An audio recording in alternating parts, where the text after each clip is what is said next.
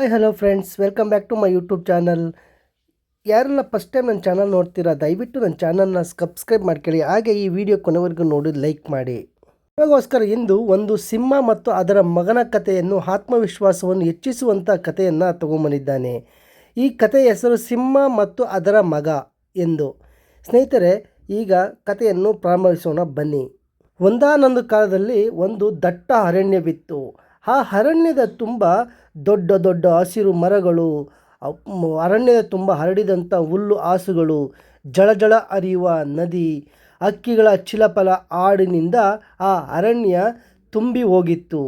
ಅಕ್ಷರಶಃ ಅರಣ್ಯ ಒಂದು ಸ್ವರ್ಗದಂತಿತ್ತು. ಅದಕ್ಕೆ ಒಬ್ಬ ರಾಜನಿದ್ದ. ಆ ಅರಣ್ಯಕ್ಕೆ ರಾಜನ ಹೆಸರೇ ಸಿಂಹೇಶ ಎಂಬ ಹೆಸರಿನ ಸಿಂಹ. ಆ ಸಿಂಹ ಈ ರಾಜ್ಯವನ್ನು ಆಳುತ್ತಿತ್ತು. ಸಿಂಹೇಶನು ಬಹಳ ಬಲಾಢ್ಯನಾಗಿದ್ದು ಗಟ್ಟಿಯ ದೇಹದಿಂದ ಬಹು ಗರ್ಜಿಸುತ್ತಿದ್ದ. ಕಣ್ಣುಗಳಲ್ಲೇ ಎಲ್ಲರನ್ನು ಎದುರಿಸುತ್ತಿದ್ದ. ಅರಣ್ಯದ ಎಲ್ಲ ಪ್ರಾಣಿಗಳು ಅದಕ್ಕೆ ಗೌರವವನ್ನು ನೀಡುತ್ತಾ ಇದ್ದವು. ಆದರೆ ಸಿಂಹೇಶನು ಇವತ್ತು ತನ್ನ ಶಕ್ತಿ ಮತ್ತು ಅಧಿಕಾರವನ್ನು ದುರುಪಯೋಗ ಮಾಡಿಕೊಂಡಿರಲಿಲ್ಲ. ನ್ಯಾಯಯುತವಾಗಿ ಎಲ್ಲ ಪ್ರಾಣಿಗಳಿಗೂ ಸಮಾನ ನ್ಯಾಯವನ್ನು ನೀಡುತ್ತಿದ್ದನು. ಅದಕ್ಕಾಗಿಯೇ ಸಿಂಹೇಶನನ್ನು ನೋಡಿದರೆ ಎಲ್ಲ ಕಾಡಿನ ಪ್ರಾಣಿಗಳಿಗೆ ಒಂದು ರೀತಿಯ ಗೌರವ. ರಾಜ ಸಿಂಹೇಶನಿಗೆ ಒಂದು ಪುಟ್ಟ ಮಗನಿದ್ದ. ಅವನ ಹೆಸರು ಬಾಲು. ಬಾಲು ತುಂಬ ಚಂದದಿಂದಿದ್ದನು. ಅವನ ಬಣ್ಣದ ಕಲ್ಲರಿನ ಕೂದಲಿನಿಂದ ಪೊಳಪೊಳನೆ ಹೊಳೆಯುತ್ತಾ ಇದ್ದ. ಹಾಗೆ ತುಟಿಗಳಲ್ಲಿ ಸದಾ ನಗು ಕಾಣುತ್ತಿತ್ತು. ಕಣ್ಣುಗಳಲ್ಲಿ ಕುತೂಹಲವಿತ್ತು. ಆದರೆ ಒಂದು ದೊಡ್ಡ ಸಮಸ್ಯೆ ಇತ್ತು ನಮ್ಮ ಬಾಲುಗೆ. ಬಾಲು ತುಂಬ ಹೆದರುತ್ತಿದ್ದ. ಸಣ್ಣ ಶಬ್ದವಾದರೂ ಸಹ ಹೆದರಿ ಓಡಿ ಹೋಗುತ್ತಿದ್ದ. ಒಂದು ಎಲೆ ಆರಿಬಿದ್ದರೂ ತಲೆಯ ಮೇಲೆ ಅಲ್ಲಿಂದ ಕಾಲು ಕೀಳುತ್ತಿದ್ದ. ಇತರ ಮೃಗಗಳು ಖುಷಿ ಮಾಡುತ್ತಿದ್ದವು. ಅಷ್ಟೇ ಅಲ್ಲದೆ ಅವನನ್ನು ಮುದ್ದಿಸುತ್ತಿದ್ದವು. ಕೆಲವರು ಹಾಸ್ಯ ಮಾಡುತ್ತಿದ್ದವು. ಹೀಗೆ ಬಾಲುವಿನ ಜೊತೆ ಇತರೆ ಪ್ರಾಣಿಗಳು ತುಂಬ ಖುಷಿಯಿಂದ ಇದ್ದವು. ಬಾಲು ಸಹ ಅವರ ಜೊತೆ ಖುಷಿಯಾಗಿದ್ದನು. ಹೀಗಿರುವಾಗ ಒಂದು ದಿನ ಅರಣ್ಯದ ಎಲ್ಲ ಪ್ರಾಣಿಗಳು ಸೇರಿಕೊಂಡು ಮಾತನಾಡತೊಡಗಿದವು. ನಮ್ಮ ಮುಂದಿನ ರಾಜ ಈ ರೀತಿಯಾಗಿ ಹೆದರುತ್ತಾ ಇದ್ದರೆ ನಾವು ಶತ್ರುಗಳ ವಿರುದ್ಧ ಉಳಿಯೋದು ಹೇಗೆ? ನಮ್ಮನ್ನು ರಕ್ಷಿಸುವವರು ಯಾರು ಎಂದು ಮಾತನಾಡಿಕೊಳ್ಳಲಾರಂಭಿಸಿದವು. ಈ ಮಾತುಗಳು ರಾಜ ಸಿಂಹನ ಕಿವಿಯೂ ಸಹ ಬಿದ್ದವು. ಸಿಂಹೇಶನಿಗೆ ತುಂಬ ವೇದನೆಯಾಯಿತು. ಹೃದಯವೇ ಬೇದನೆಗೊಂಡಂತಾಯಿತು. ಆದರೆ ಅವನು ಸ್ವಲ್ಪವೂ ಕೋಪಗೊಳ್ಳಲಿಲ್ಲ. ಮಗನಿಗೆ ಸರಿಯಾದ ರೀತಿಯಾಗಿ ಪಾಠ ಕಲಿಸಬೇಕು ಎಂದು ತೀರ್ಮಾನಿಸಿದನು. ಮರುದಿನ ಬೆಳಿಗ್ಗೆ ಸಿಂಹರಾಜ ತನ್ನ ಮಗನಿಗೆ ಹೇಳಿದ, ಬಾಲ, ನೀನು ಇಂದು ನನ್ನೊಂದಿಗೆ ಅರಣ್ಯ ಸುತ್ತಬೇಕು. ನೀನು ಸಿಂಹನ ಮಗ. ನಿನ್ನೊಳಗೆ ಧೈರ್ಯ, ಬಲ, ಛಲ ಎಲ್ಲವೂ ಇವೆ. ಆದರೆ ನೀನು ನಂಬಬೇಕಾಗಿದ್ದು ನಿನ್ನ ಮೇಲೆ ಅಷ್ಟೇ. ನಿನ್ನ ಮೇಲೆ ನಿನಗೆ ನಂಬಿಕೆ ಇದ್ದರೆ ಇವೆಲ್ಲವೂ ಸಹ ತಾನಾಗಿಯೇ ಬರುತ್ತವೆ ಬಾಲ.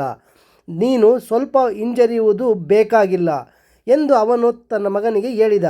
ಬಾಲ ಸ್ವಲ್ಪ ಮೊದಲಿಗೆ ಹಿಂಜರಿಕೆ ಆದರೂ ಸಹ ಬೇರೆ ದಾರಿ ಇಲ್ಲದೆ ಅವನ ತಂದೆ ಹಿಂದೆಯೇ ನಡೆದುಕೊಳ್ಳುತ್ತಾ ಹೋದ. ಮೊದಲಿಗೆ ಅವರು ನದಿಯತ್ತ ಹೋದರು.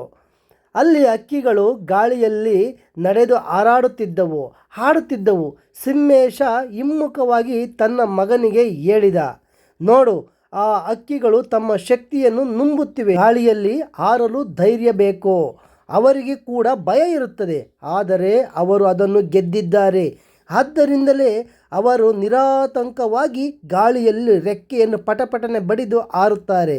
ಇದಕ್ಕೆ ಆತ್ಮವಿಶ್ವಾಸ ಬೇಕು ಎಂದು ಹೇಳಿದ. ಬಾಲ ಆಶ್ಚರ್ಯದಿಂದ ನೋಡುತ್ತಿದ್ದ.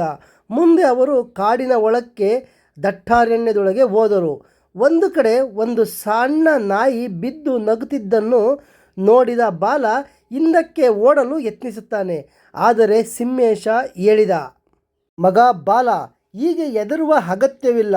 ನೀನು ಹೇಗಾದರೂ ಒಮ್ಮೆ ನಿನ್ನೊಳಗಿನ ಧೈರ್ಯ ಮತ್ತು ಆತ್ಮವಿಶ್ವಾಸವನ್ನು ಬಳಸಿದರೆ ಸಾಕು. ನೀನು ನಿಜವಾಗಿ ಸಿಂಹನಾಗುವೆ, ನನ್ನಂತೆ ರಾಜನಾಗುವೆ.